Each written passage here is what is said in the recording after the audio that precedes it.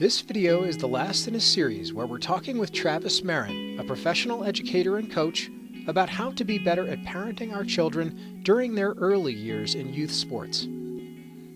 This is the most important episode, in our opinion, as Travis gets into the things that will help us be more conscious parents to better ensure our actions are matching our intentions. So if we do have our priorities in line, and we're a parent who, is just looking for sort of a fun, safe environment, what else can we do to maybe, just sort of as a fundamental step? Sure, So and that's a big piece of what the message I'm trying to get out as well is just some ideas of things to think about. And and I'll go back and we can talk about it a little bit more about know your child, know yourself, but then also know the environment. And knowing the environment's a big one because before you go to a doctor or you go to some kind of specialist or whatever, or you take your kid or even yourself, you're going to do a little history on it. You're going to ask some questions, maybe some people who you know. Before you bring your kid to a school, you might look and do it a little bit and ask some people around, what kind of school is it? We can do those same things for our kids in their sporting and activities as well. Knowing what your values are and the things that you really want to see for your kids from a teaching standpoint or an athletic standpoint, and asking those questions. Looking up the organizations that you're thinking about getting into, and nowadays everybody has a website and some information on there, and look, do they have a mission statement and a vision that matches what you're hoping to see for your kid? And do they have training for coaches, and do they have expectations for their coaches and the conduct that happens around the playing field and where they are? And not only do they have those things, but can you tell that they're actually upholding those?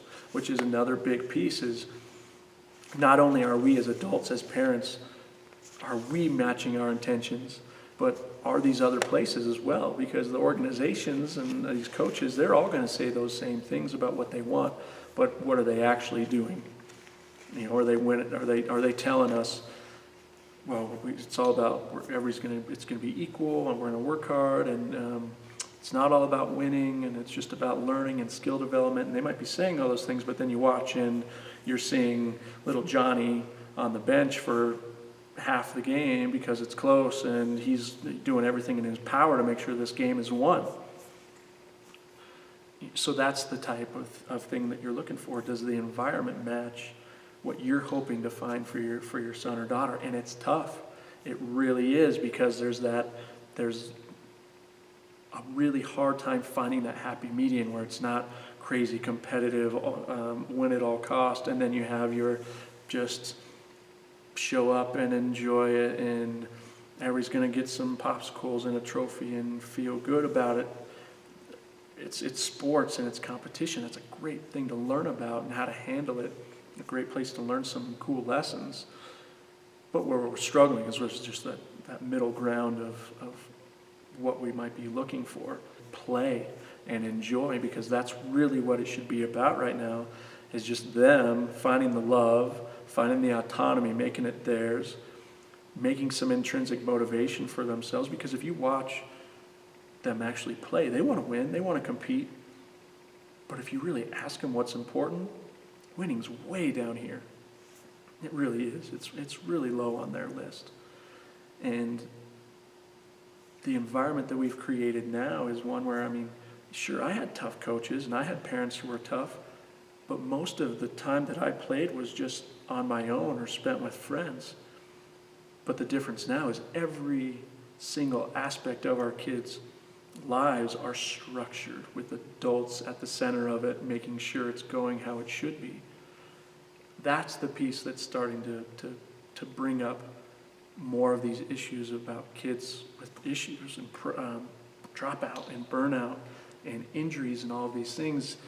Sports psychologists now are seeing more and more just kids with issues with sports.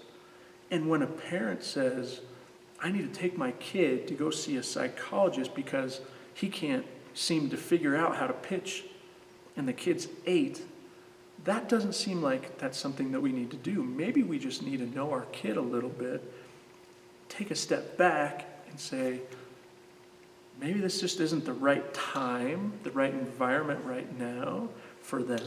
Instead of, because what we're doing is we're trying to push through the barrier, right? He's struggling, can't do it. I'm going to figure out why and get him everything that he needs to. But when really, we just need to know our kids. We just need to know what's best for them and how to help them.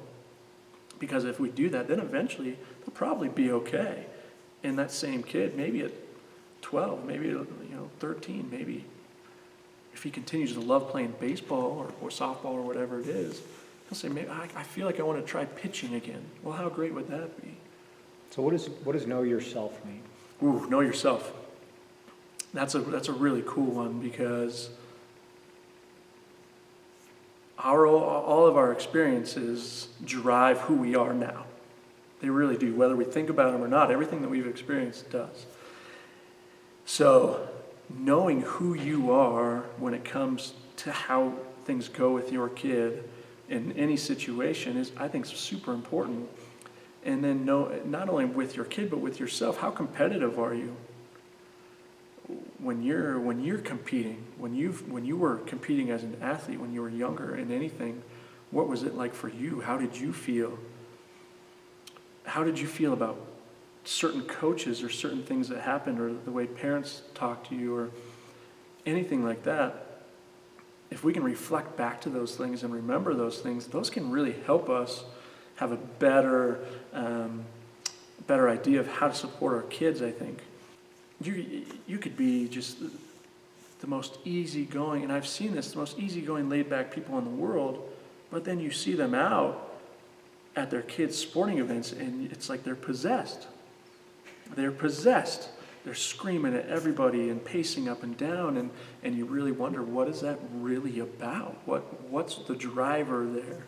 Right. And so I don't have, the magic potion as to how to help that, but at least if we're able to take a look at ourselves and what those experiences have been like for us, and how we act and react to things that happen with and for our kids and around our kids, then maybe we can have a better, we can be more centered and just be a little bit more at ease with the way things are going. And giving it back to the kids and letting it be theirs, I think, is a big piece of knowing yourself too. If you had an awful experience doing something and you don't want them to experience that, and you failed at something, but you're going to make sure that they don't, well, that more falls on you, falls on me. That has nothing to do with your son or daughter. It doesn't. Those are very important things as well. And if you're able just to sit back and let your kid go and play, and let it be theirs, and just support them, and just tell them that you love watching them play, and you're not going to talk about it, you're not going to coach them up every second of it, you're going to have a better relationship with them, and then you're also going to be able just to kind of enjoy it, instead of being engulfed in it, going, oh my gosh. I mean, I know parents they're driving to games with their kids, and they're more hyped up and more stressed out than their kids are, because the kids know if they win or lose, and they're upset by it if they win or lose, but really, if they're left alone, 15 minutes later, they're probably okay. When kids realize how much or how important it is to the adults, whether it's their coaches or their parents, the whole dynamic of why they play changes. They're no longer playing for themselves, which they should be doing. They're playing because children want to be loved, they want to please, they want the